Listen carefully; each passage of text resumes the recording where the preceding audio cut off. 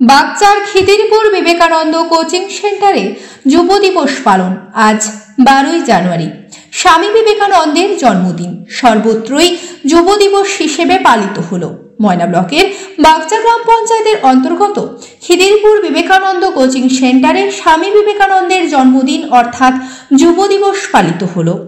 প্রথমে খিদিরপুর প্রাথমিক বিদ্যালয়ের প্রধান শিক্ষক দেবাশিস মণ্ডল মহাশয় স্বামী বিবেকানন্দের প্রতিকৃতিতে মাল্যদান করেন। এরপর মাল্যদান করেন খিদিরপুর বিবেকানন্দ কোচিং সেন্টারের বর্তমান প্রধান শিক্ষক রাজু দাস, প্রাক্তন প্রধান শিক্ষক রঞ্জন মণ্ডল, বর্তমান সহকারী প্রধান শিক্ষক সুশান্ত ওঝা, শিক্ষক সুমন জানা, সমরেশ মান্না, শান্তনু খালুয়া, শিক্ষিকা কাকলি ভৌমিক, বিশিষ্ট অতিথি চন্দন রায় মহাশয় সহ অন্যান্য বিশিষ্ট ব্যক্তিবর্গ।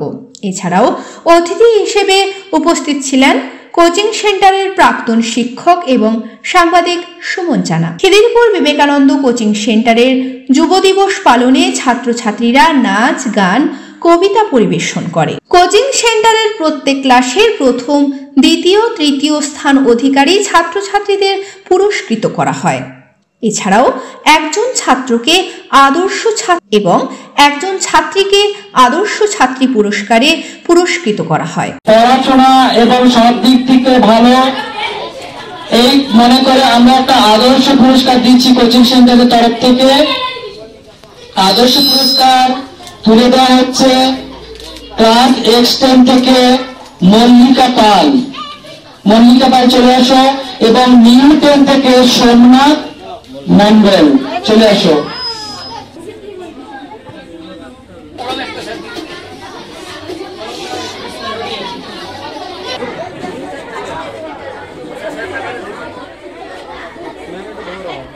সন্ন্যাসী বিবেকানন্দকে আজকের দিনে আমরা ভারত মাতার কোলে আমরা আলোকিত করে এসেছিলেন, পেয়েছিলাম আমরা।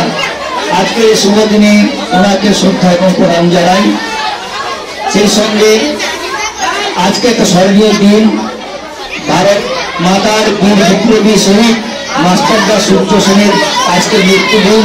ওনাকেও প্রণাম জানাই আজকের দিনে। আজকে খুব ভালো লাগছে, আনন্দিত, খুব খুশি যে আজকে আমাদের স্কুলের প্রাঙ্গণে এই বিবেকানন্দ কোচিং সেন্টারের শিক্ষার্থীদের বা ছাত্রছাত্রীদেরকে সমবেত করে আজকের দিনে পূর্ণ দিনটা আমরা পালন করছি। এবং ছাত্রছাত্রীদের উৎসাহিত করার জন্য যে আমরা পুরস্কারের ব্যবস্থা রেখেছি, দেখে খুব ভালো লাগলো। এবং মাস্টারমশাইদেরকে আমি বিশেষ করে শ্রদ্ধা এবং কৃতজ্ঞতা জানাই। একজনের পক্ষে সারা জীবনব্যাপী অধ্যয়ন করলে সে বইখানা পড়ে শেষ করা যায় না, কিন্তু স্বামী বিবেকানন্দ কয়েক দিনের মধ্যে সেই বইখানা পড়ে শেষ করেছিলেন। তাকে প্রশ্ন করা হয়েছিল যে আপনি বইখানা সম্পূর্ণ পড়েছেন? তিনি উত্তরে বলেছিলেন, হ্যাঁ, আমি বইখানা সম্পূর্ণ পড়েছিলাম। তখন তাকে প্রশ্ন করা হয়েছিল বিভিন্ন পৃষ্ঠা থেকে, তখন তিনি সকল প্রশ্নের উত্তর সঠিক দিয়েছিলেন। বিবেকানন্দ কোচিং সেন্টার প্রাঙ্গণে উপস্থিত হয়েছি। আমরা প্রত্যেকে জানি যে আজ 12ই জানুয়ারি বিবেকানন্দের জন্মদিন। এই দিনটি আমাদের কাছে একটা বিশেষ দিন, সবার কাছে এটা অহংকারের দিন, আমাদের কাছে একটা গর্বের দিন। কারণ বিবেকানন্দ নামটাই আমাদের কাছে একটা গর্ব। আমরা বিবেকানন্দ আর হয়তো আমাদের জীবনে দেখতে পাবো না, ওই একজনই ছিলেন যিনি অদ্বিতীয়। আমরা ওনার নীতি, আদর্শ, চরিত্র এগুলো কিন্তু জীবনে মেনে চলতে পারবো। আর বড় হতে গেলে আমাদেরকে বিবেকানন্দের নীতি, আদর্শ অবশ্যই মানতে হবে। আজকে তোমরা ফার্স্ট, সেকেন্ড, থার্ড হয়েছো, সেই নিয়ে তোমাদের অনেক বই উপহার দেওয়া হয়েছে। তার মধ্যে কিন্তু বিবেকানন্দের নীতি, আদর্শ, চরিত্র এই নিয়ে অনেক বই দেওয়া হয়েছে। আমি আশা রাখছি তোমরা ভবিষ্যতে এই বইগুলো পড়বে এবং সেখান থেকে বিবেকানন্দের যে নীতি, তার যে সত্যের জন্য আমরা কোনো কিছু ত্যাগ করবো না।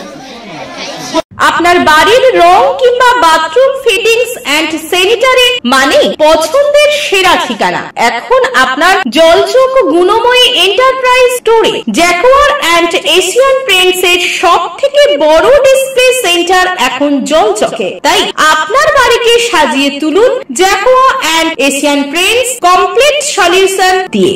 যোগাযোগের ঠিকানা জলচক প্রাইমারি স্কুলের পেছনে, পিংলা, পশ্চিম মেদিনীপুর। কল করুন 8240720151 এই নম্বরে।